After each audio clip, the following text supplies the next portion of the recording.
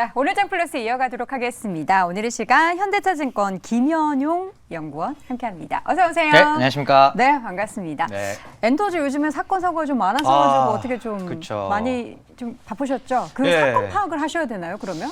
뭐 일단은 사실 이제 뭐 YG 블랙핑크 이슈도 있었고 네. 또 최근에 이제 또 전반적으로 또 연예인들 여러 가지 안 좋은 이슈들이 좀 발생을 맞아요. 하면서 이제 뭐 아티스트를 좀 잘 관리하는 부분들 이런 부분들이 좀 많이 부각이 되고 있고요. 또 SM 같은 경우도 지금 이제 시세 조정 의혹 관련해서 이제 카카오 측이 이제 뭐 개인뿐만 아니라 법인 단계에서 뭐 검찰에 기소되는 네. 이런 부분까지 예견하지 못했던 수위로 지금 이제 진행이 되면서 엔터주 보유하고 계신 분들 최근에 좀 고민이 많아지신 상황입니다. 네.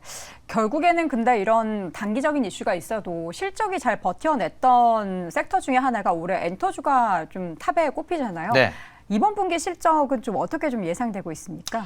일단 3분기 실적도 그 엔터사사 합산 네. 한 이제 영업이익을 기준으로 본다면 충분히 전년 동기 대비 한 30% 정도의 성장률이어서 상반기만큼의 화려함은 좀 없지만 그래도 이게 규모로 봤을 때는 한 1,500억 이상 엔터사사 합산 기준으로 이제 그 정도가 이제 예견이 되고 있고요. 네. 그러니까 다른 섹터들이 지금 뭐 적자가 나거나 이익이 급감하고 있는 것과 비교해서 봤을 때 엔터사들의 이익은 분명히 늘어나고 있다. 라는 것이고요. 그 중에서도 SM과 JYP가 올 3분기 어닝 시즌에 있어서 주목할 만한 기업이라고 생각하고 있습니다. 네, SM과 JYP 실적 모멘텀이 담겨져 있는 그런 기업이다 말씀해 주셨는데 네. 그 YG 엔터테인먼트는 어떻게 되는 걸까요? 사실 블랙핑크 재계약 관련해서 네.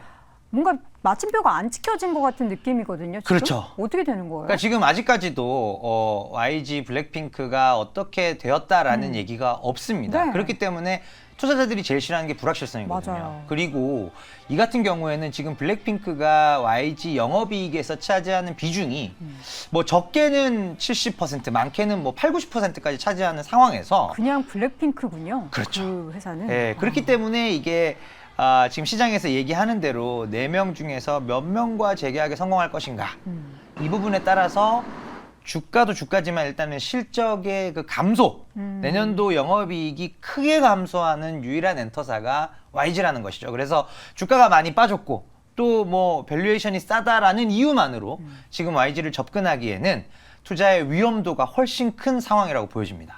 베이비몬스터도 굉장히 기대를 하긴 했지만 뭔가 네. 적극적인 활동이 아직까지는 보이지 않고 있고 네. 만약에 블랙핑크에서 지금 뭐 시나리오대로 로제라는 멤버를 네. 제외하고 새 멤버가 네. 블랙핑크 활동은 하지만 네.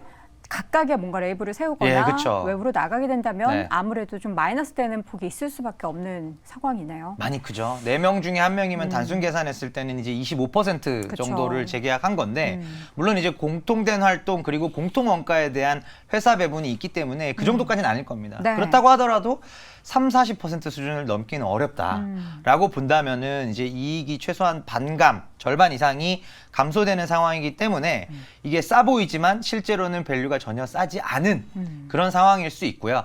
이런 부분에 대한 걱정이 있기 때문에 이제 베이비몬스터를 빠르게 시장에서 좀 키워가려는 그런 목적이 있는데 이마저도 이런 블랙핑크 이슈로 인해서 조금 지연되는 느낌이 계속 있어요. 그쵸. 그래서 지금 이제 11월로 밀린 상황이고 이달 그럼 결국 11월이면 이번 달이잖아요. 네. 이번 달에 그럼 언제 데뷔를 해서 언제 지금 4세대 걸그룹들이 뭐 한 4-5팀이 사실은 기라성 같은 팀들이 있는데 그 틈을 뚫고 자리매김을 해야 되거든요. 쉽지 않은 네. 일이죠. 뉴진스처럼 정말 반향을 일으킬 만한 그런 네. 퍼포먼스가 나온다면 좋겠는데 네. 아직은 모르기 때문에 모르는 YG 거죠. 엔터테인먼트는 좀 지켜보셔야 될 것 같고 네. 사실 올 중순 이후부터 하반기 SM에 대한 실적 기대감을 증권가에서도 굉장히 많이 이야기했는데 맞습니다. 실적도 좋다고 말씀해 주셨고 네. 그렇다면 최근에 단계적인 불확실성, 그 카카오 쪽에서 있어서의 뭐 주가의 조작 네. 이런 부분들이 이제 실제로 나타나고 법인의 뭔가 제재가 펼쳐지고 하면 네. SM에도 이게 악재인가요? 사실은 SM한테는 직접적인 영향은 없습니다. 지금 다분히 투자 심리상의 위축 그리고 시장, 코스피, 코스닥 시장 자체가 많이 위축이 되면서 주가가 조정을 받는 것이지 네. 카카오나 카카오 엔터테인먼트라는 법인에 대한 어떤 법적 처분이 SM 쪽으로 전가될 만한 법적 근거가 없어요. 그렇기 때문에 SM의 시세 조정 의혹은 지금 카카오 주주분들은 분명히 걱정하셔야 되는 게 맞아요. 네.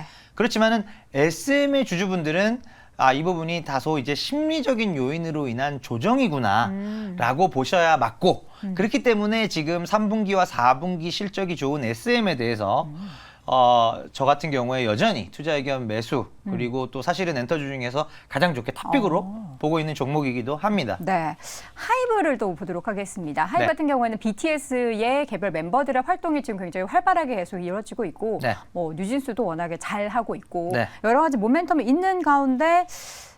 최근에 MBC와의 네네. 화해를 했다. 뭐 이런 네. 게 뭐 주가에 뭐 모멘텀이 될 만한 이슈는 아니죠? 그렇죠. 네. 뭐 그냥 이제 상징적인 부분에서 이제 뭐 두루두루 이제 다 사이좋게 지낸다. 두루두루 다 이제 해결이 됐다라는 의미고 사실 하이브 입장에서 지금 특히 주가 측면에서 봤을 때 중요한 부분들은 위버스입니다. 위버스가 얼마나? 위버스라는 플랫폼이 얼마나 빠르게 이제 진짜 약속했던 대로 미국 아티스트들을 데려올 수 있는가.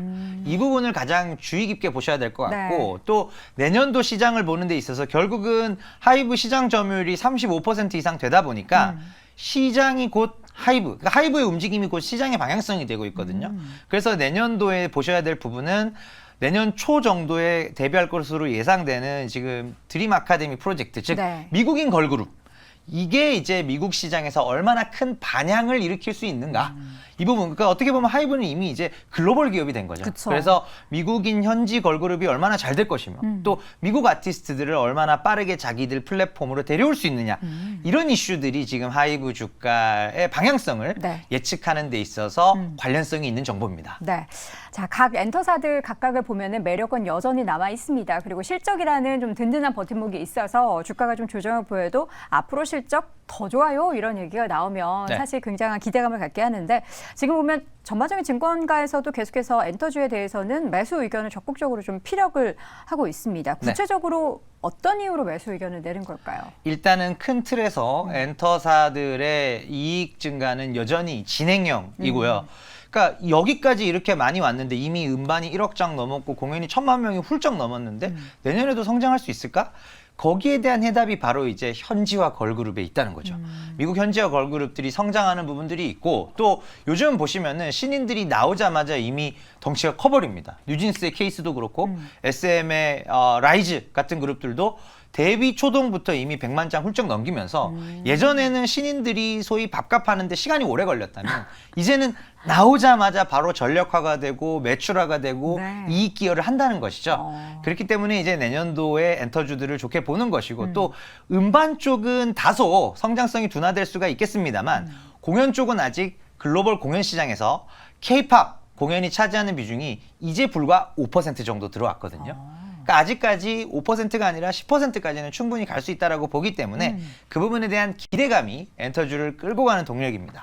저 하나 궁금한 게 이번에 테일러 스위프트가 네. 그 전체적인 투어도 하고 영화관에서 그 콘서트 상영을 네네. 해가지고 네. 순수한 이익을 1조 넘게 벌었다는 얘기를 그렇죠. 들었습니다. 네. 그걸 보면서 최근에 아이유 씨의 콘서트를 영화관에서 상영하는 걸 보고 네. 이게 또 다른 엔터 사이의 큰 모멘텀이 매출 모멘텀이 될 수 있겠구나라는 생각을 살짝 하긴 했는데 우리 네. 연구원님께서는 어떻게 보셨을까요? 사실은 이제 그 공연을 실황을 이제 생중계하는 것들을 네. 극장에서 하는 형태 자체는 이미 방탄소년단이 이제 코로나 기간 때 많이 했었고요. 네. 그러니까 그 자체가 모멘텀이 되지는 않을 것 같고 다만 이제 공연은 오프라인에서 그 높은 객단가와 또 사실은 공연장 갔을 때 굿즈를 많이 사시거든요. 그쵸, 그쵸. 사실은 그게 더 중요하고요.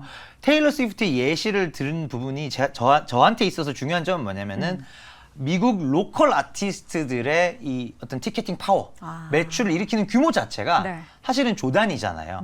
블랙핑크가 이제 봄핑크 월드 투어에서 190만 명이라는 어마무시한 모객을 달성을 했지만 네. 추산되는 전체 매출 볼륨은 한 3천억에서 4천억을 넘지 않거든요.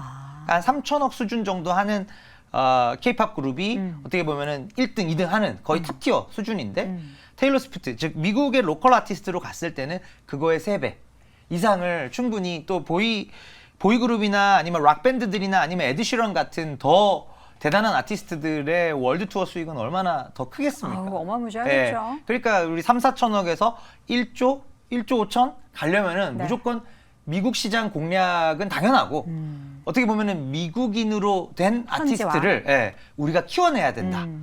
이 부분이 사실 과제죠. 알겠습니다. 현지화가 이제 앞으로는 주가나 실적의 모멘텀이 될 것 같은데요. 각각 엔터사마다 지금 현지화를 위한 관련한 아티스트들을 양성하기 위해서 굉장한 노력을 하고 있는데 누가 먼저 시작을 하고 누가 먼저 성공을 하게 될지는 지켜봐야겠죠. 그렇죠. 네, 알겠습니다. 자, 이렇게 해서 오늘 엔터 이야기를 좀 나눠봤고요. 현대차증권의 김현용 연구원 함께했습니다. 고맙습니다. 네, 감사합니다.